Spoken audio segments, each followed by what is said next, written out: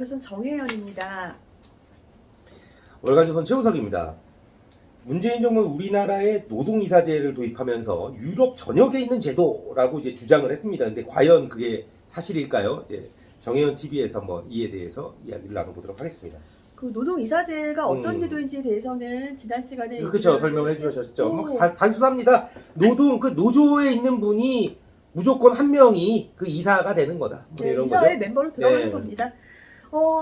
이게 이제 원조가 이제 독일이고요. 이제 문재인 정부는 이제 이거를 이제 추진하면서 유럽의 대다수의 국가에 이런 제도가 있다라고 얘기를 했습니다. 네. 물론 다른 국가에 있다고 해서 우리가 다 따라야 하는 것도 아니고 또 우리만의 특이한 제도가 있을 수도 있는데 네. 아마 문재인 정부 사람들이 이런 얘기를 했던 것은 유럽이 우리보다 조금 선진국이고 또 유럽의 대다수의 국가에 이런 게 있으니까 우리도 따르는 것이 좋다라는 의미에서 이런 얘기를 하지 않았을까라고 그렇죠. 이제 선진국도 하니까 이제 우리가 잘못한 거 아니다. 그렇죠. 네, 이게 세계화에 발맞춰 가는 거다. 우리가 네, 이런 주장하려고 하는 거겠죠. 건데요. 우선 노동이사제가 유럽 전역에 퍼진 것은 사실입니다. 네. 노동이사제를 국영기업, 네. 그다음에 정부가 지분을 소유한, 그다음에 민간기업에 모두 도입한 국가는 독일, 프랑스, 스웨덴, 오스트리아, 덴마크 등 14개 국가입니다. 네. 그리고 노동이사제를 국영기업에만 도입한 국가는 그리스, 아일랜드, 스페인, 포르투갈, 폴란드 5개 국가입니다. 그러니까 유럽 대다수의 국가가 이제 노동이사제를 도입했다는 이제 문재인 대통령의 주장은 사실 표면적으로 맞아요. 예, 맞습니다. 네. 자, 그런데 문제는 이제 이들 국가가 원조라고 하니까 좀 역사가 오래됐을 거 아니에요. 네, 네. 근데 이게 그 노동이사제의 원조인 독일에서조차 쇠퇴하고 있는 제도라는 겁니다. 네. 독일에서 노동이사제를 도입한 기업은 2002년, 그러니까 20년 전에 765개였는데요. 네. 2018년에 638개로 줄었습니다. 왜 줄은 거죠? 네. 그러니까요. 여기 왜 줄었냐에 대한 네. 것이 한 보고서의 내용에 나옵니다. 네. 독일의 한스 베클러 재단이라는 곳에서 네. 2020년에 보고서를 냈는데요. 이제 그 노동이사제를 독일에서는 네. 공동결정제도라고 부른답니다. 네.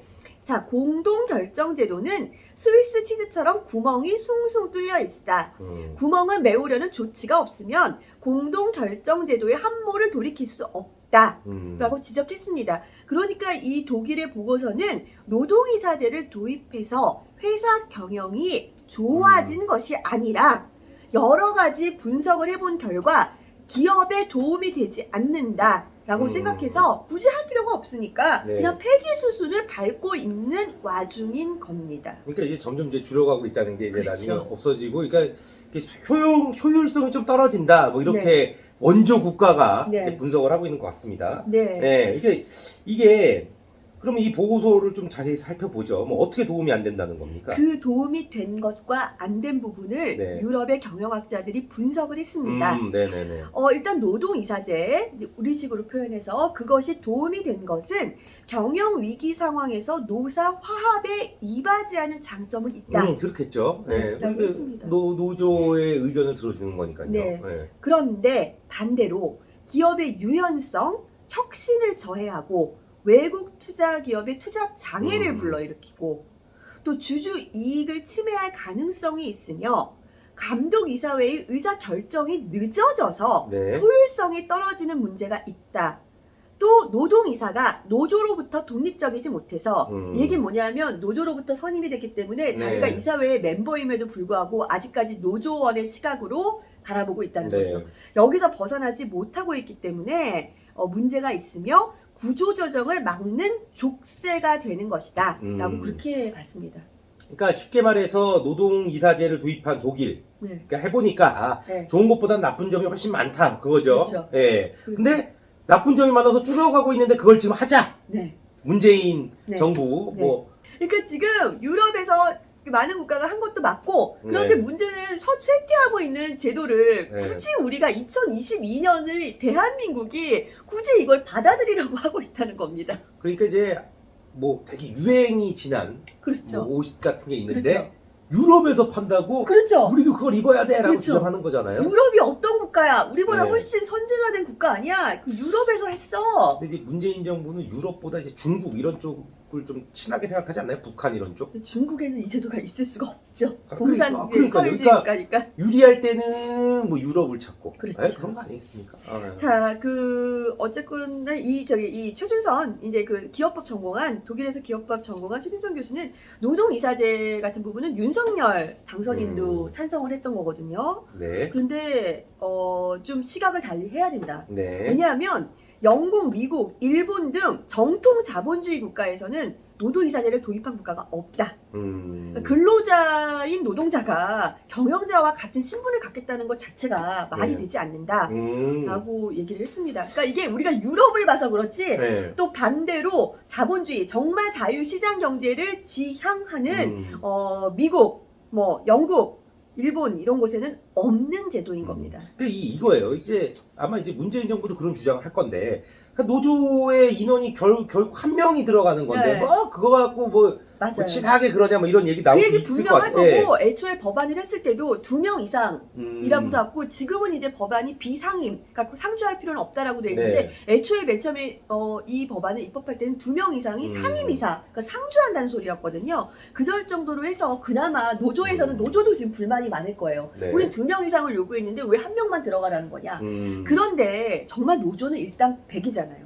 네. 진짜 일당 100이고 문제는 노조원이 예를 들어 회사의 재무팀에도 있고 인사팀에도 있고 뭐 어디 다 노조원이 이제 그 임원이 아닌 분들은 다 노조원이 조금 많잖아요. 정말 정보를 얻기로 하면 많은 정보를 얻을 수 있고 또 똑같이 이사회 멤버라고 해서 만약에 최 기자가 사회이사로 들어갔다고 치죠. 그럼 네. 제가 사내이사인데 노조 측 선 이사예요. 네. 근데 그 노조 한 명이지만 그 노조 측의 그 이사회 멤버에는 그 노조의 등을 업은 정말 수천 명 또는 수만 명이 있다는 걸 우리가 알잖아요. 그쵸. 그러면 똑같은 한 명이지만 과연 그분이 하는 말 한마디를 우리가 너도 하나 나도 하나 이런 식으로 생각할 수 있을지. 그러니까 쉽게 말해서 이제 노조 그 수백 명, 많게는 뭐 수천 명 그 회사의 다수를 이루는 노조의 대표로 왔기 때문에 그렇죠. 한 명이 아니라 그렇죠. 그 사실- 수많은 노조를 대표하는 한 명이기 때문에 이게 숫자의 하나라고 볼 수가 없다 이런 그렇죠. 말씀이신 그렇죠. 거죠. 예.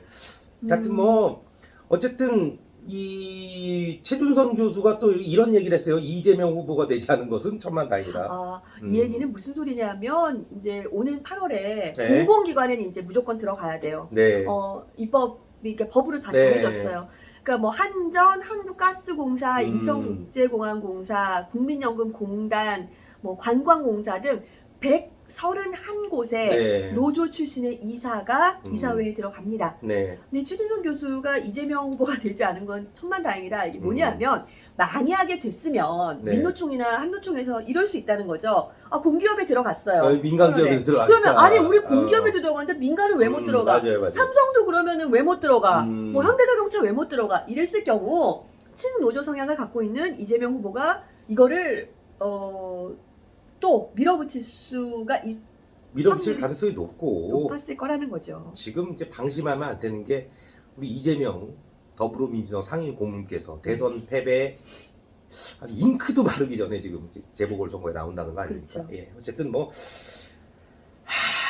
참 이게 180석이에요. 이게 문제가 뭐냐면 정권은 바뀌었지만 아직 의석은 소수입니다. 그렇기 때문에 다시 총선에서 국민의힘이 180석 정도로 가져오지 않는 이상 계속 끌려다니게 될 거예요. 그렇죠. 아직 그렇죠. 진정한 정권 교체는 이루어지지 않았습니다. 예, 이번 시간 여기서 마치도록 하겠습니다. 감사합니다.